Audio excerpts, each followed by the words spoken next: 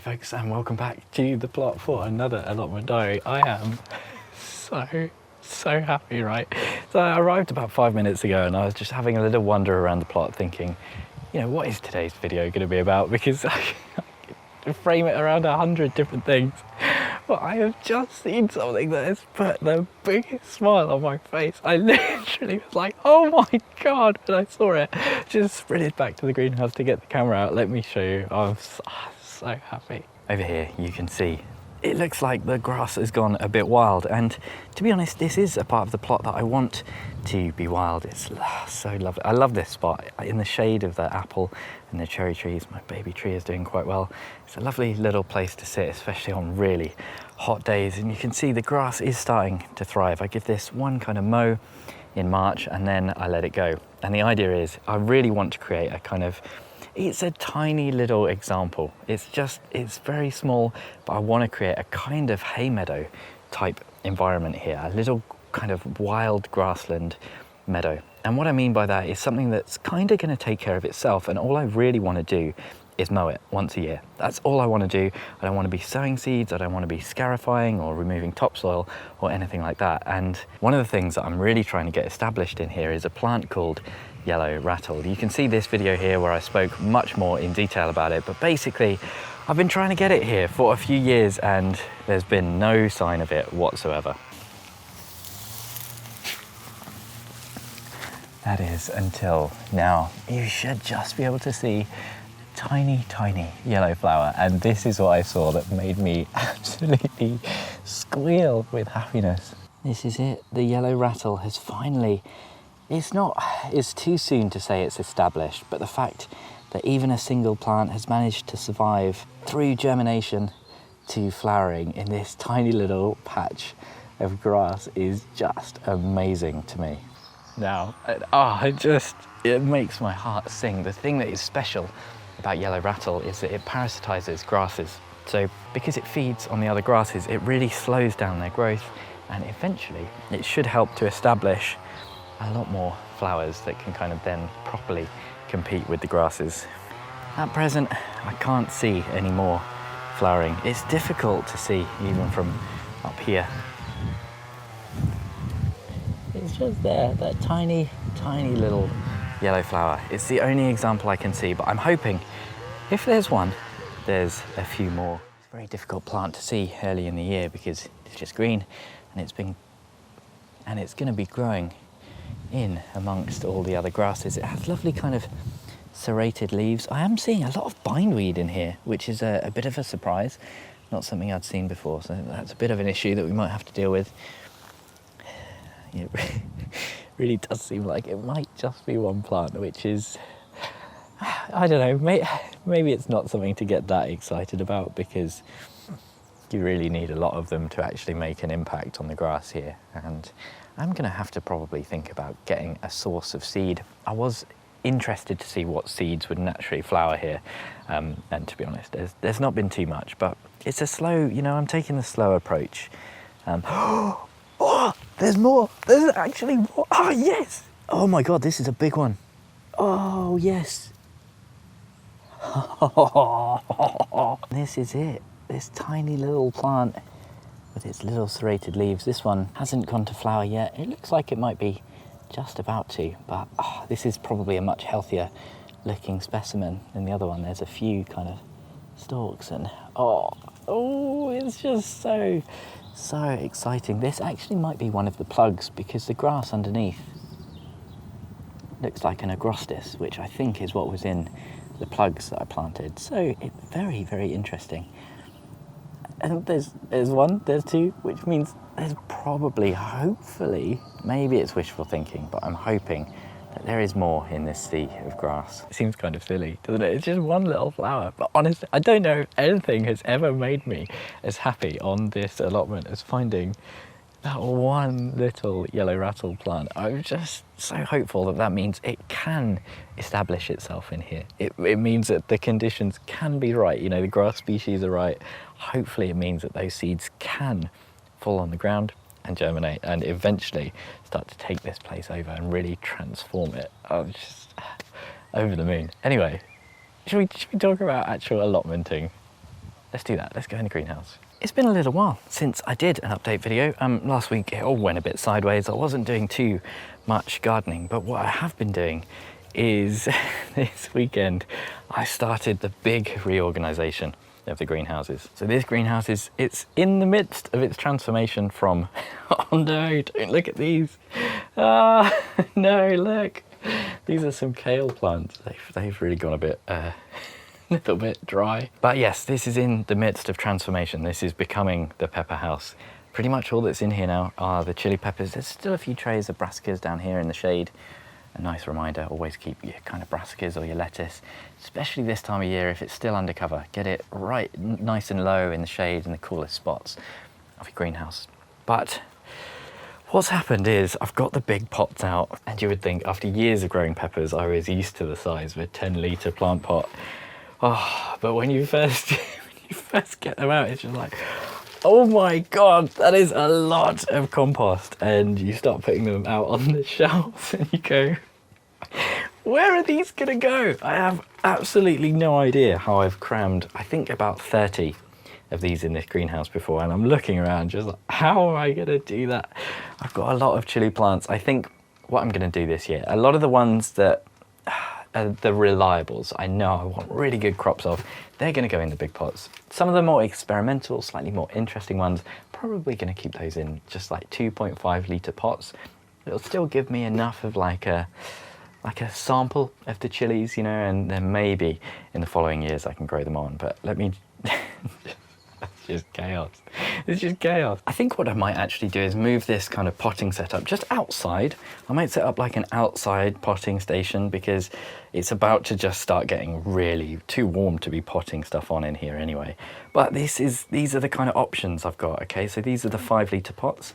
This is quite a good size for chilies, but you're gonna have kind of smaller pods, not the biggest plants. They're not gonna fully get away, but you'll still have some pretty nice plants in those. And then I've lost all of my 7.5 litre pots. I've got 4. This is all I've got left. I don't know where they are, where they've gone. Maybe I never had as many as I thought I did, but 7.5 is a really good kind of medium-sized pot for chilies. So you'll get a really good kind of full-sized pods from that, a nice big plant.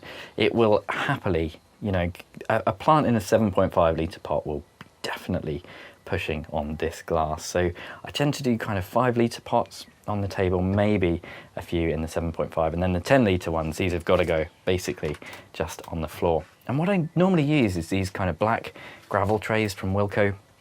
You can just about get 2 of the 10-litre pots in here, but it's not perfect. They don't quite like to both sit in there, and you end up with loads of wasted space. So I think what I'm going to do this year is probably retire the gravel trays and actually invest in some saucers just to go at the bottom of these, because if each pot has its own saucer, it just minimises the amount of wasted space. I did look at maybe getting some square pots, but I find that you still need a little bit of space between your plants. If you've got kind of 11-litre, 10-litre square pots, and the plants are right next to each other, they're going to start arguing for space and light anyway. If I just get saucers, I'll be able to better use this entire kind of table that I use for my chilies, and then I'll be able to probably get a few more on the floor as well. Let me show you my plan for the other greenhouse.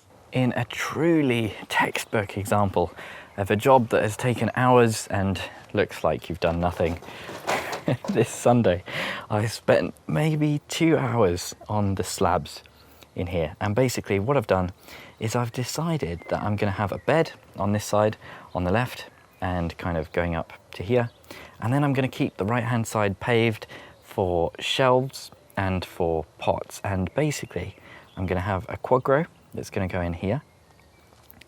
That is that quad grow is going to go in there. There's room then for a few pots in front of that as well. There's going to be tomatoes in the quad grow.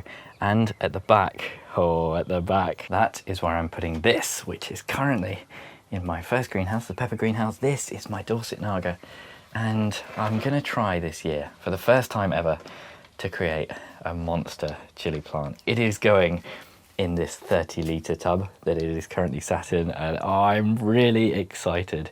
Basically, I've been inspired by the videos that Chilli Chump has done of his monster chili plants, and he uses a Dorset Naga, and it's kind of all inspired by an original video from way back. So it's like internet history. Seaspring Seeds did this incredible video. It must be a decade old now. You know, in the old days of YouTube, of this gigantic Dorset Naga plant that they're growing.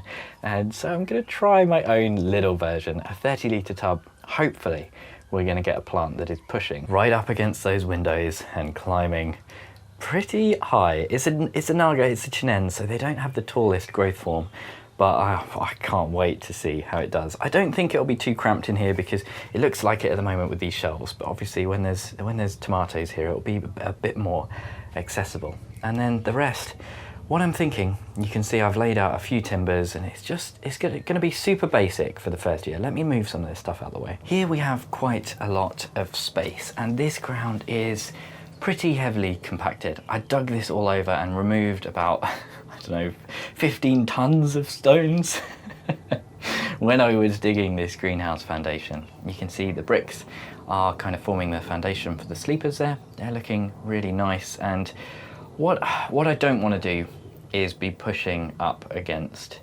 this actual greenhouse frame with wet soil. So either I'm thinking I'll put in another piece of wood that kind of goes up against those bricks. Hopefully there won't be any weed growth in between there, or I'm gonna line this. But if I line this, I've got to buy something. And for now, I'm thinking what I might do, because this is basically unbroken ground, nothing has grown in here apart from weeds for a really long time. I think it will actually be quite good for the tomatoes to go straight in here. So what I'm probably gonna do is just mulch it up to that kind of brick level. So that's still a pretty thick mulch of manure, and I'm gonna put some compost and loads of kind of feed. I'm gonna kind of scarify the top, like cultivate the top, break it up a little bit, just to make it easier for kind of water to infiltrate and get to those tomato roots. And then I'm probably just gonna stick them straight in the ground. And I'm gonna do that because you can see them behind me. They are starting to look quite big. Let me get a few out and we'll have a proper look at some of these. I have to say as well, the greenhouse just smells incredible. It smells like strawberries at the moment. And the tomatoes are definitely popped out now. They're starting to flower, some of these. I mean, I think they look pretty good. I'm really, really happy with them. Sowed them March 15th, if I remember correctly. And yeah, they look a little less impressive when you kind of take them out and look at them individually. So, but actually, yeah, really, really happy with these, but they are asking to be moved on. So let me know what you think about the kind of, it's not really a raised bed yet, but let me know what you think about my plan to plant them in the ground. If there's no mega reservations and everyone going, no, Jamie, no, don't do that. You're gonna kill your tomato. I don't know why there would be. But just in case, I'm not gonna do it today.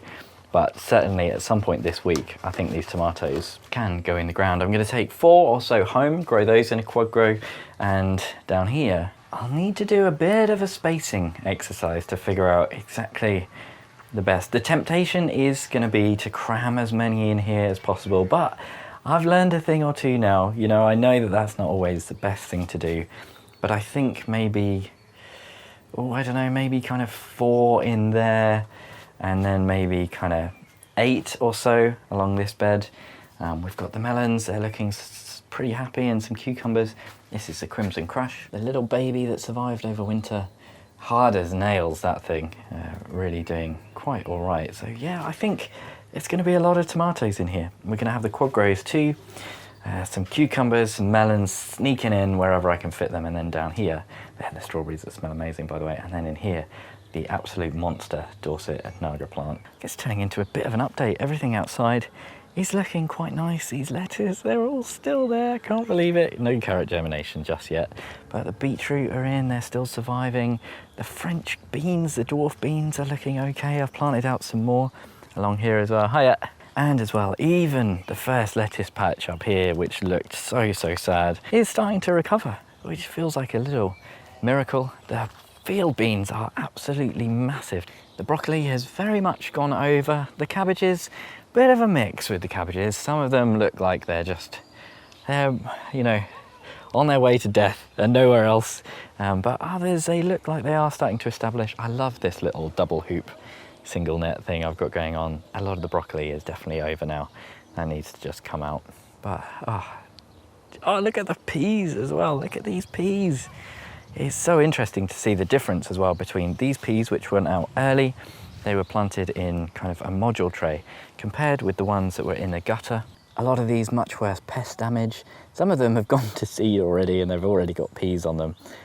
Yeah, just looking a lot worse for wear compared to these ones over here. And I think that's just what happens if you cook them in the greenhouse for too long, really. You want to get them out when it's still nice and cool. They really did not have the easiest life and they're probably not going to recover too much, but I'm just so glad. This is why, you know, it's good to never put all your eggs in one basket and do kind of multiple sowings. I've just sown some lettuce out here. I'm going to mulch that now, actually. Let me do that while I remember. I had so many comments asking about this scoop I was using in one of my potting videos, asking me where I got it, and said it looks absolutely amazing for potting on, getting loads of material. And unfortunately, I have absolutely no idea where it came from. I found it in the shed when I took this plot on, and I've just been kind of blessed to start using it recently. I don't know what you'd call it or where you'd find it. Maybe if you've got one similar, you can help everyone out by posting a link in the comments. But a tip that Jessie gave yesterday on Potty Mouth, a really good one. Remember to water really well before you mulch everything, because the mulch it makes it a bit harder for water to get through, and you can really help lock it in. And hopefully this will keep the slugs off these freshly planted out lettuce as well. I had so many really nice comments on the video where I started work on that third plot on my auntie and uncle's plot, and the overwhelming message from everyone was, JB, don't stretch yourself too thin, you know, don't try and take on too much and get burnt out. And I've very much taken that to heart, okay, so do not worry about me. I am very comfortable with failure, so you know, I've gotten used to it after years of managing allotments terribly. You know, what I'm doing at the moment is just really trying to focus on enjoying the allotment and coming up for even just a few hours at a time and doing what I can. The greenhouse is full of things that are just, you know, pretty close to getting ready to go out. And oh, let me show you this. I forgot about this tray. Oh, I forgot about this one as well. This tray, the squash looking really good, and the sweet corn, but I just saw this from outside. This tray, that is just full of really healthy looking salads and lettuces and marigolds too. And there's some basil in there. We've just got the winter cabbage coming up here. But the point I was making is that it's nice now knowing that when I put things out in the nicely mulched beds, they're surviving. They're actually surviving. I've had quite a lot of bad luck over the years, you know, and anxiety is a bit of a strong word, but you know, when you're worried about the plants that you take from your greenhouse and planting them out and a lot of them are dying, it's not a particularly nice feeling. You know, you're feeling a bit rushed, like, oh, I've got to get this planted out, and you know, and then it might just die anyway. You know, it's nice. That's always going to happen a bit, and you have to deal with that. But it's nice that, generally speaking, I know that I can just come up, do a few little bits here and there, pot on a few things, plant a few things out. They're going to get established and they're going to look healthy. And really, I feel like I've caught up with the sowing, that kind of sowing list. Most of the May things are sown now, and I cannot believe that we're coming into June. The new plot generally is not looking where I wanted it to be. Lots and lots of work to do on here. I was hoping it was going to be way more of a success, but I'm just taking my foot off the pedal. I'm acknowledging the fact that it's coming into summer now. It's very difficult to tackle these things. I'm going to keep on top of it, doing what I can, where I can, but at least there are things to be happy about, like these potatoes. They're looking really, really healthy. Loads and loads of weeds, but it doesn't matter. I don't care about the weeds with the potatoes because they're such a brute of a plant, and that is why I want to plant so many. On my currently untended auntie and uncle's plot, those potatoes are just going to rocket away, hopefully. It is quite late and I'm hoping the seed is still okay, but I'm going to bung them in. It's going to be fine. We're going to do that at some point this week. I'm also going to get the tomatoes in the ground in there, unless everyone says no, don't do it in the comments. And in here, I'm going to start potting on the chilies. It is worth saying as well, I was thinking they're kind of in 1 litre pots at the moment. I was wondering, should I go to 2.5 and then to 5 or their final pot? But you know, it's getting quite late now. I've been a bit slow, so I'm just going to bash them straight into their final pots. That is what I'm going to be working on this week. Hopefully you'll see lots of it in videos. Thank you ever so much for joining me on this catch up where I helped to get ordered in my head, and an extra special thank you to my Chilli Pepper tier patrons, Tony, Bill, Pam, Louise, Michael, and a new Chilli Pepper tier patron. Thank you ever so much, Andrew, Lee. Hopefully I'll see you again next